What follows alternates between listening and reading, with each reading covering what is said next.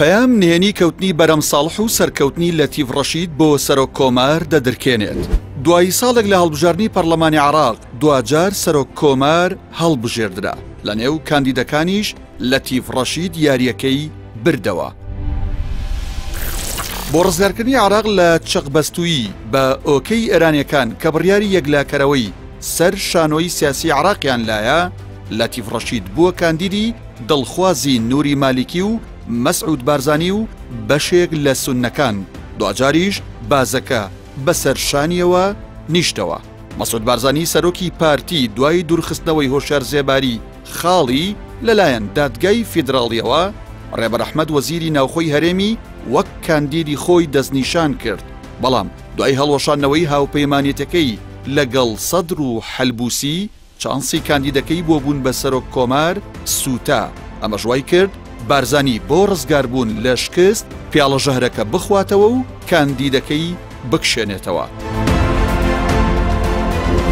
کات 10 ئۆکتۆبەرە، 3 ڕۆژ پێش دانیشتنی پەرلەمانی عێراق، محەممەد حەلبوسی سەرۆکی پەرلەمانی عێراق، محەممەد شیع سوودانی کاندیدی سەرۆک وەزیران، فاڵح فەیاض سەرۆکی دەستەی حەشتی شعبی و خەمیس خەنجەر سەرۆکی هاوپەیمانی سیادەی سوننەکان گەیشتنە هەولێر. بارزانی لەسەری ڕەش ڕووی کردە میوانەکانی و پێی وتن کاندیدەکەمان یان مەرجەکانمان قوبوڵ بکەن. ئەوانیش بە بارزانیان وت کاندیدەکەتان ڕێبەر ئەحمەد قوبوڵ ناکرێت، بەڵام مەرجەکەت بۆ لابردنی بەرەم ساڵح گفتوگۆی لەسەر دەکەین. دوای گەڕانەوەی حەلبوسی و سوودانی و فاڵح فەیاض و خەنجەر بۆ بەغدا، نووری مالیکی و بارزانی کە پێشتر دوژمنی یەکتر بوون ڕێکەوتن لەسەر کشانەوەی کاندیدی پارتی ڕێبەر ئەحمەد و پشگیریکردنی لەتیف ڕەشید، بەمەش گورزێکی کەمەرشکێنیان لە بەرهەم ساڵح وەشاند. لە کۆتاییدا ڕێکەوتنەکەیان سەری گرت و کوتلەکانی بارزانی و مالیکی و بەشێکی زۆری سوننەکان دەنگیان بە لەتیف ڕەشیددا و بەرهەم ساڵح کرا بە قۆچی قوربانی. نووری مالیکی کە براوەی سەرەکی یاریەکە بوو بە تیرێک 3 نیشانی شکاند، نەیهێشت پارتیەک ببێتە سەرۆک کۆمار. لەناو پەرلەمانیش بۆمبەکەی بە بەرهەم ساڵحدا تەقاندەوە. مەرجیشی بۆ لەتیف ڕەشید دانا کە ڕاستەوخۆ دوای سوێن خواردنی سوودانی بۆ پێگەنانی حکومەت ڕاست پێرێت. لە هەمان کاتیشدا بافڵ تاڵەبانی کە لە ئێستادا بانگەشەی شکاندنی پارتی دەکات، نەیتوانی کاندیدی حیزبەکەی کە بەرهەم ساڵح بوو سەربخات، کەچی دەڵێت 1000 کاندیدیش بێنن پشتیان لە ئەرزە دەین.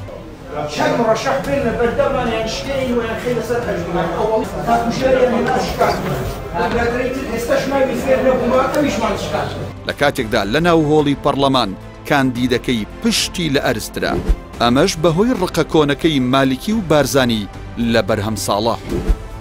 ڕقەکەی نووری مالیکی لە بەرهەم ساڵح لەو کاتەوە دەستی پێکرد کاتێک عادل عەبدولمادی لە ژێر فشاری خۆپشاندانەکانی 2019 دەستی لە کار کێشایەوە. لە ئەنجامدا مالیکی ئەسعاد عەیدانی پارێزگاری بەسڕەی بۆ سەرۆک وەزیران کاندید کرد، بەڵام بەرەم ساڵح ئامادە نەبوو بۆ پێگەنانی حکومەت ڕای سپێرێت. دوجاریش مستەفا کازمی حکومەتی پێکهێنا، ئەمەش مالیکی زۆر تووڕە کرد. هەرچی مەسعود بارزانیشە بەهۆی دەرنەچوونی فواد حسین لە 2018 بۆ سەرۆک کۆمار تۆڵەی لە بەرهەم ساڵح کردەوە. ئەوەی مایی سەرنجە لە 2012 تا دوای ڕیفراندۆم مەسعود بارزانی و نووری مالیکی دوژمنی یەکتر بوون، ئێستاش کەوتنی بەرەم ساڵح کۆی کردنەوە. ئەمەجگەلەوەی پارتی لە ساڵانی ڕابردوودا لەتیف ڕەشیدی بە بڕینی بودجەی هەرێم لە عێراق تۆمەتبار دەکرد. و لە مانگی شوباتی 2014ەوە کاتێک عادل مراد و کاتێک لەتیف ڕەشید و ئەوانە چون لەگەڵ مالیکی دانیشتن پێشنیاریان بۆ کرد بۆی موچە هەرێمی کوردستان برێ لەو کاتەوە سەری هەڵاوە. بەردەوامیش لە میدیاکانەوە شاناس ئیبراهیم ئەحمەد هاوسەری لەتیف ڕەشید و بەرپرسانی پارتی هێرشی توندیان دەکردە سەر یەکتری.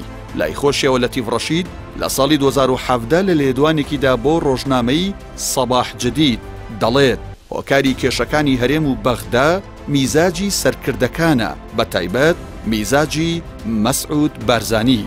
ئەوەی ڕوون نییە، ئەوەیە نازانرێت بەرهەم ساڵح دوای لە دەستدانی سەرۆک کۆمار بە بێدەنگی دادەنیشێت یان دەیەوێت تۆڵە لە نایارەکانی لە نێوخۆی هەرێم بکاتەوە.